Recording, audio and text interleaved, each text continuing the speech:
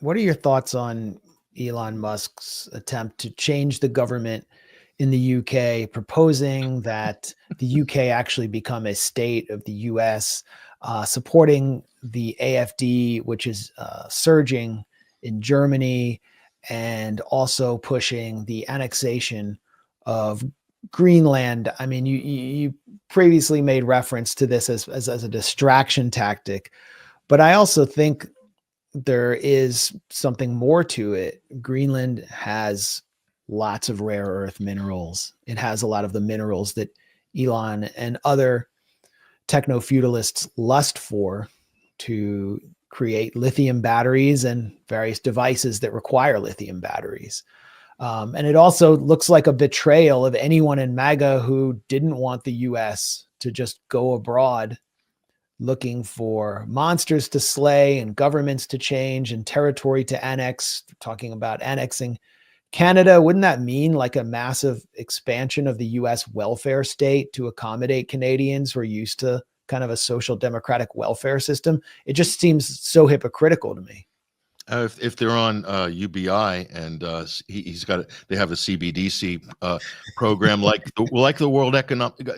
Elon Musk is basically the main driver of Klaus Schwab's fourth industrial revolution. He is the point man for that. Okay. Firstly, but to the AFD question, that's a good place to start, Max. Yeah. Elon Musk dangling money in front of the AFD, as he's doing with the Reform Party. Do you know what that is? He's dangling money to not, if you look at the AFD's foreign policy positions, not hawkish at all. They want out of Ukraine. They don't want to get involved in the Middle East.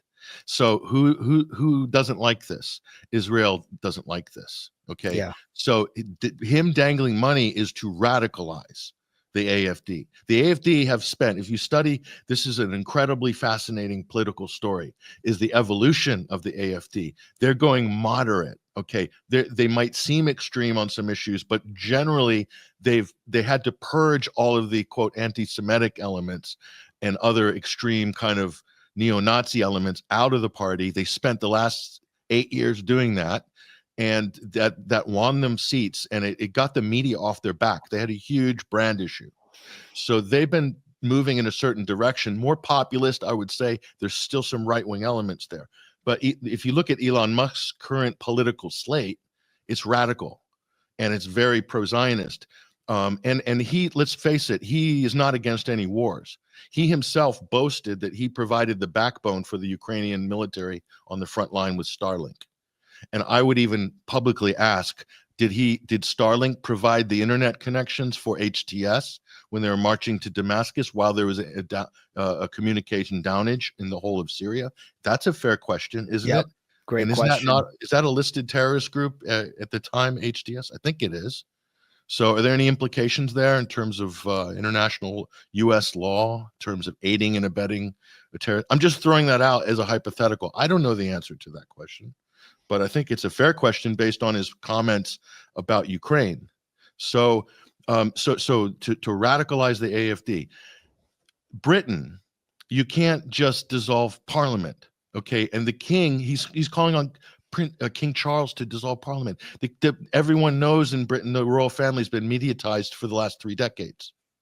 No, more than that, probably since right after the Second World War. So it's a vestigial, symbolic head of state.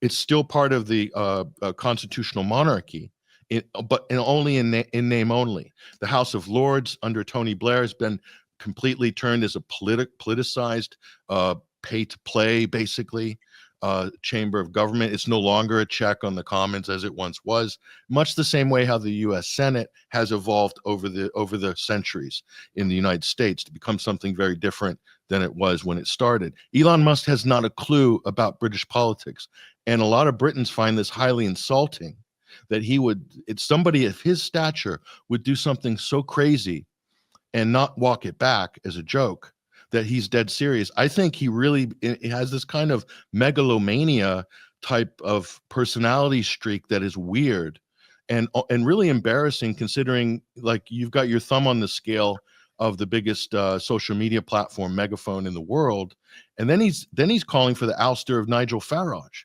who's hugely popular.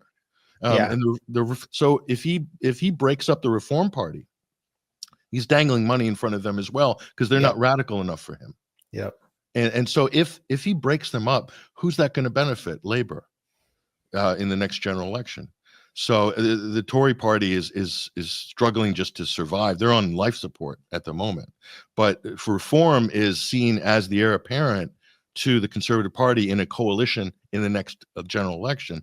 So Elon Musk is getting involved in that, and he doesn't understand the British don't necessarily like that at all. They don't like to be seen as a vassal state of the US, and they certainly don't want US meddling in their politics. And they do have reverence and respect for their history, traditions, even if it's imperfect, even though people believe the government's corrupt here. The average Briton, even the ones who believe there's pedophile scandals up to the highest levels and so forth, they still respect the institutions. That's what makes Britain historically a great country, is it has great institutions. You see, there might be corruption as institutions, but it's understood by the population that you have to work through those issues, and it takes generations sometimes to do that. So what Elon Musk is doing is almost like spitting in the face of Britons and basically saying, well, I'll buy your country, kind of thing. Or like, I'll buy your political parties. He's like George Soros on ketamine, basically. Or amphetamine. Or sorry, yeah, better. Yeah, he's George Soros on amphetamines.